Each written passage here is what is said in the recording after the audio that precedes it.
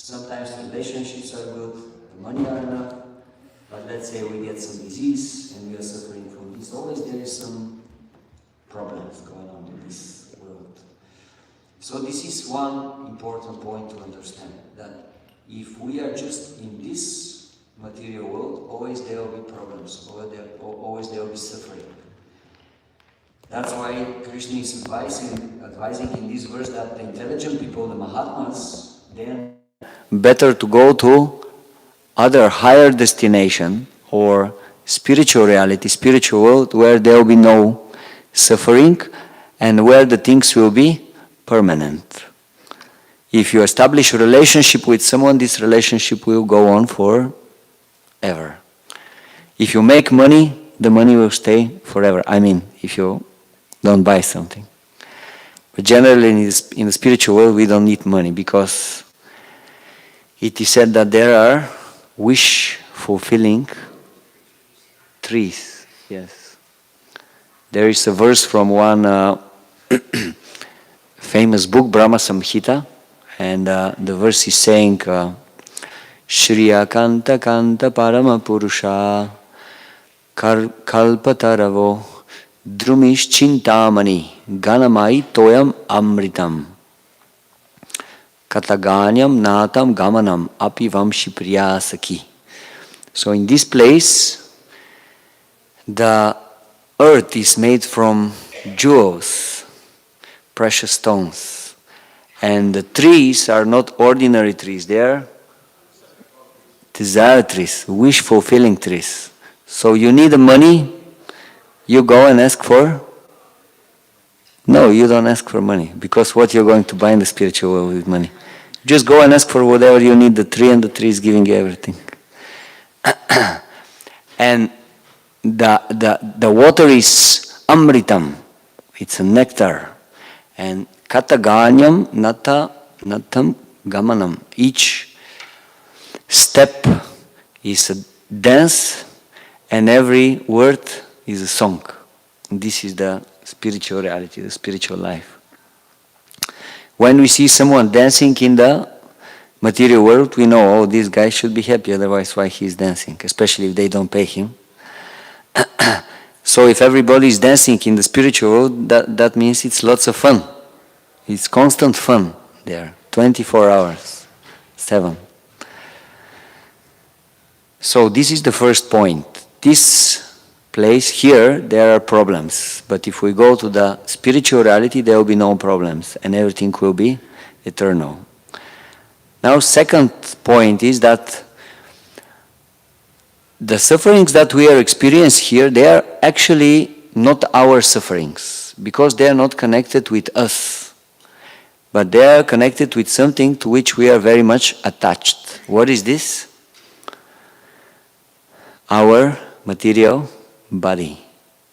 So we, as a spirit soul, we don't have anything to do with the body, but because we think we are the body, and all the problems through which the body is going on, we accept them as our problems.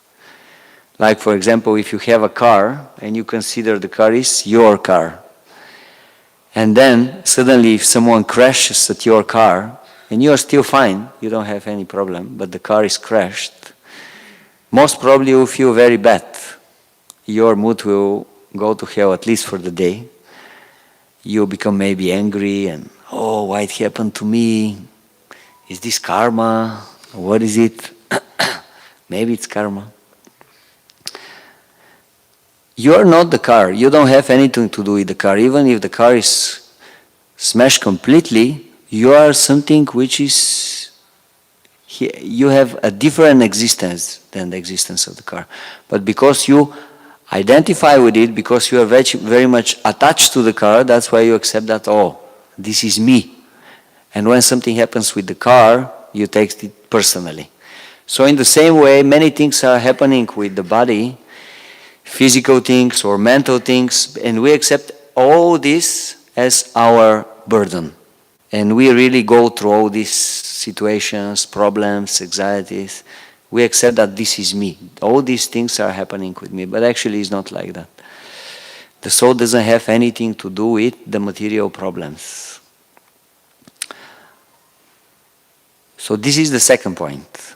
Then the third point, if you want to understand that we are not the soul, if you want to get the transcendental knowledge, if you want to realize that we are spiritual entities, spiritual souls, we have to approach someone who already have this realization. Generally in the Vedic tradition is called, how? Guru. Yes, Guru.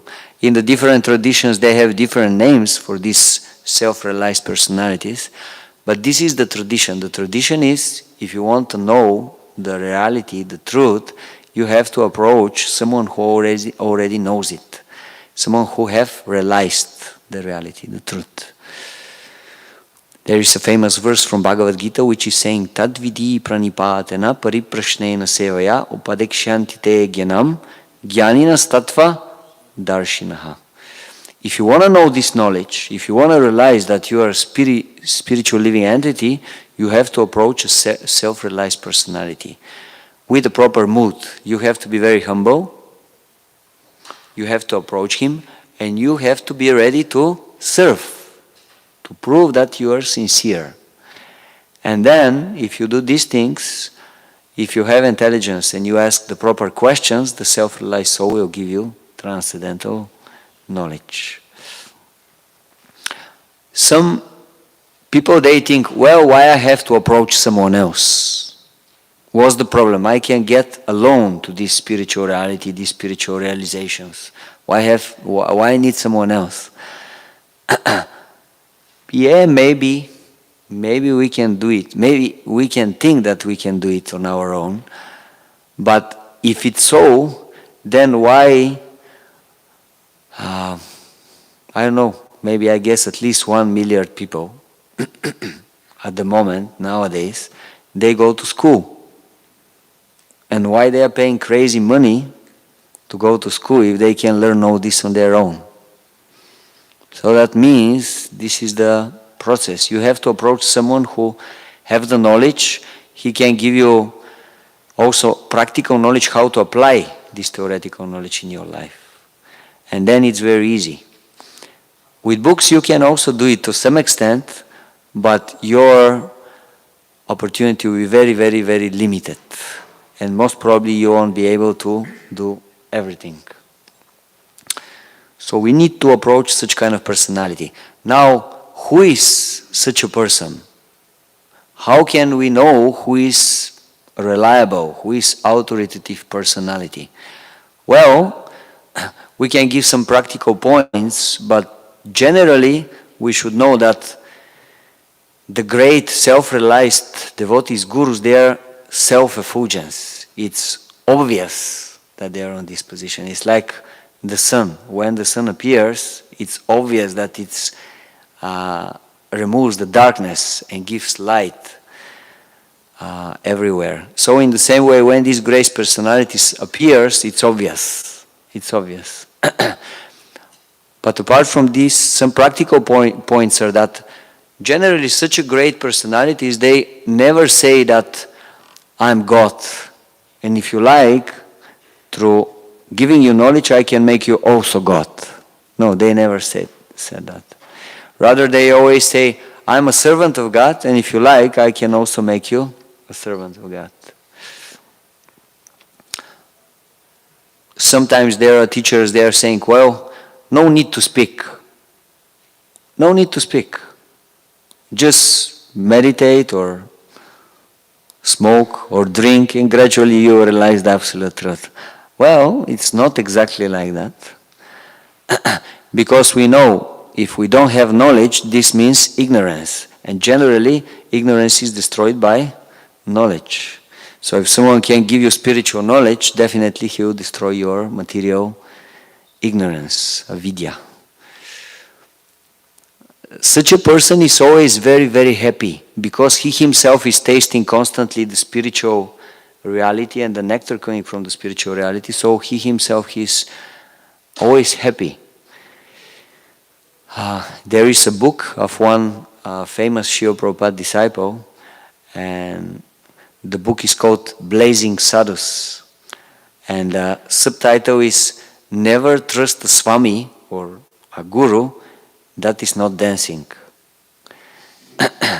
So if you see a spiritual person and he doesn't like, he's always morose and he doesn't like to dance, he's not rejoicing in spiritual life, something is wrong. Why he's not rejoicing in spiritual life? I wanted to mention a little bit about the spiritual master of Srila Prabhupada. Srila Prabhupada is the founder Acharya of this movement, the Krishna consciousness movement, and tomorrow is the appearance day of his spiritual master. Srila Bhaktisiddhanta Saraswati Goswami Maharaj ki Jai. He was such a personality, great personality. Srila Prabhupada himself said about his spiritual master, "What can I say for my Guru Maharaj? He was just a Vaikuntha man." Basically, he just came directly from the spiritual world to help us, to save us. Bhaktisiddhanta Maharaj, he was born in Jagannath Puri, and already when he was very small, a baby, his parents understood he is a very special child, because in Jagannath Puri, this is, how many of you know where is Jagannath Puri? Some of you. Okay, it's a city in India, eastern side of India.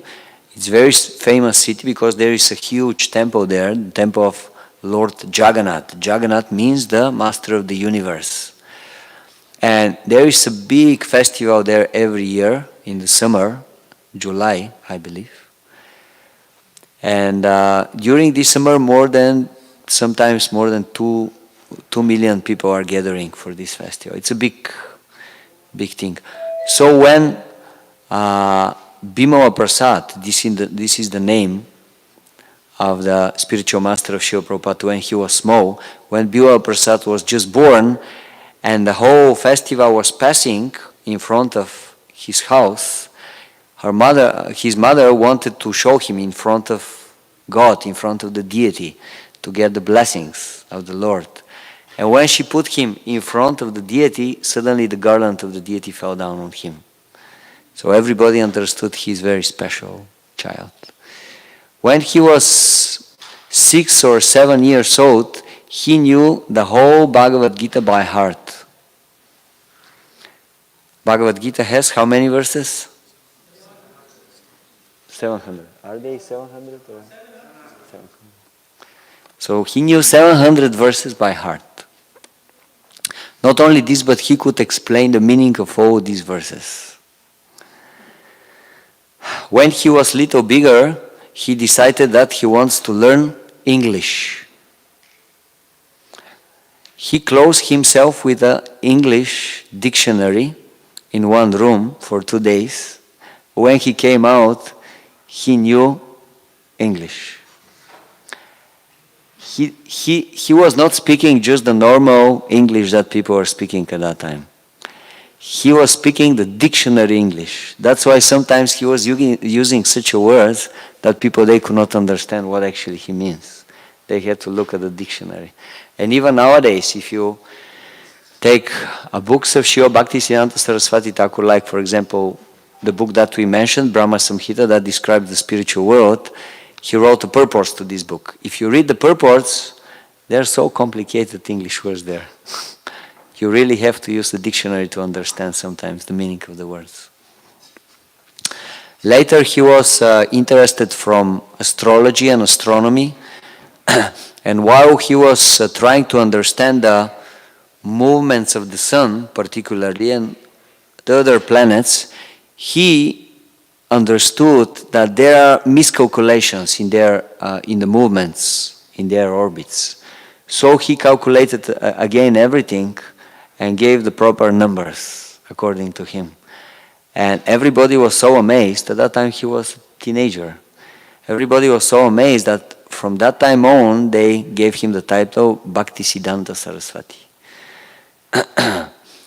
And he was extremely learned, and he was preaching very strongly, so strongly that when he was entering a city, he was looking for opponents to discuss with them philosophies and to prove that the point of Bhagavad-gi is the correct one. When he was entering one side of the city, everybody was running from the other side. All the gurus, swamis, they were afraid to meet him, to speak with him, to discuss with him philosophy, because he was so strong. At some point, he wanted to prepare himself for spreading this mission, the mission of Krishna consciousness, and he took a special vow. He took the vow that he will repeat 10 billion names, holy names of the Lord. So it took him around, if I'm correct, 10 years, something like that. At that time, he was living in a jungle in Mayapur, in West Bengal. He was living there in the jungle. From time to time, people from the villages around, they were seeing some apparently crazy person just to jump from the bushes and just to scream, Gauranga, Nityananda, Hari Hari Bo. This is what they were seeing. Or sometimes he was just jumping in Ganga. He was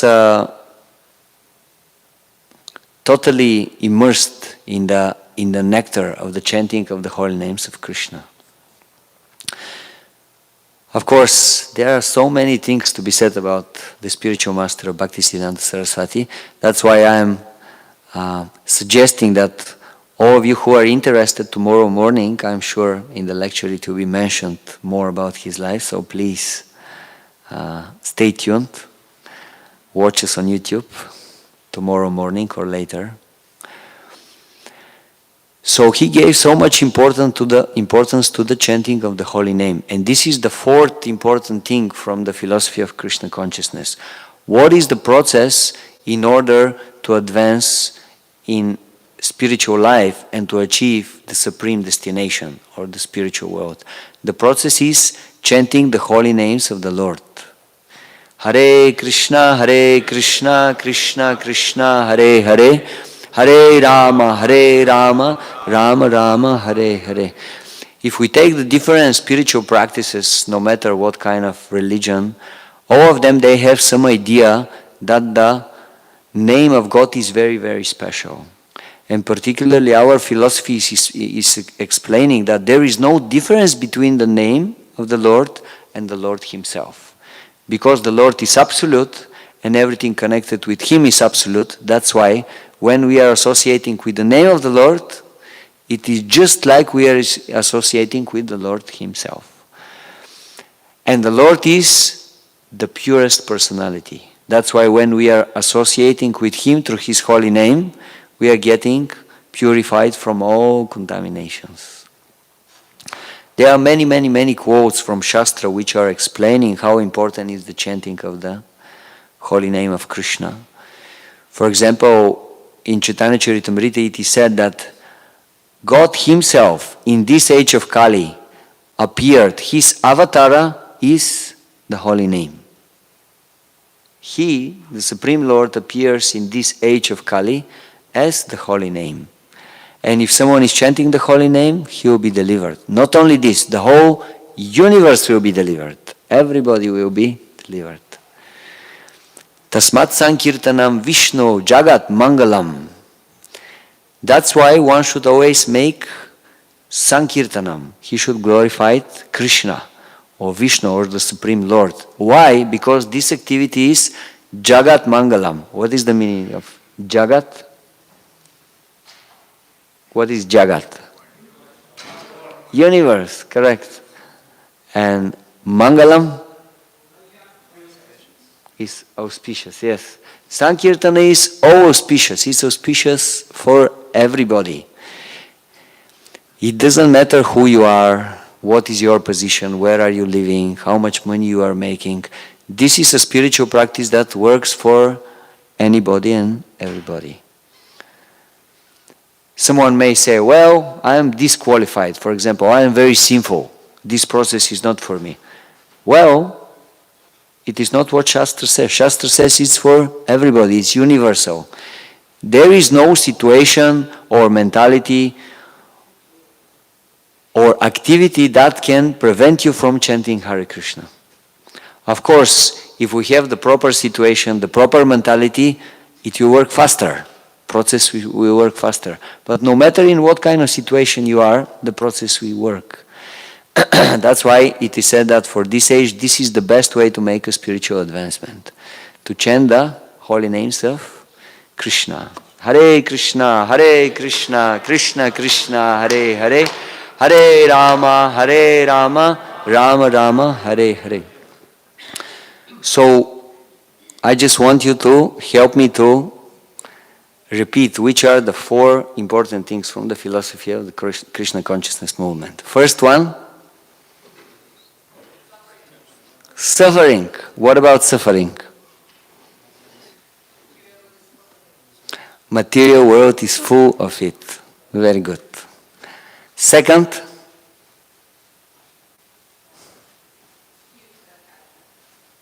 yes, there is suffering, but what's the good news? We are not this body, so this is suffering is not ours. Just we have to remember it. Now the problem is we don't remember it. That's why we are suffering. We are not this body, we are spiritual soul. This is the second important point. We should remember this. Then third one, we have to approach someone who can help us to understand this. We cannot do it alone. Alone it will be very, very difficult, practically impossible.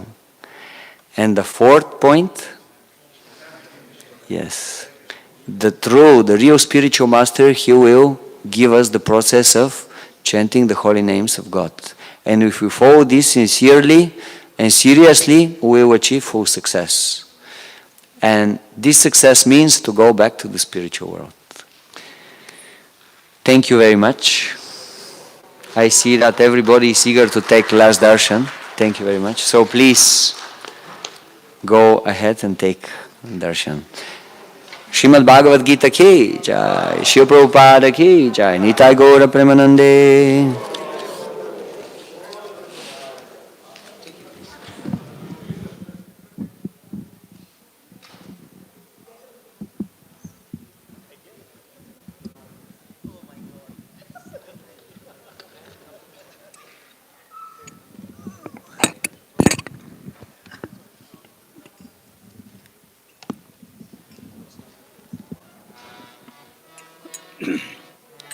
Hare Krishna, Krishna Krishna,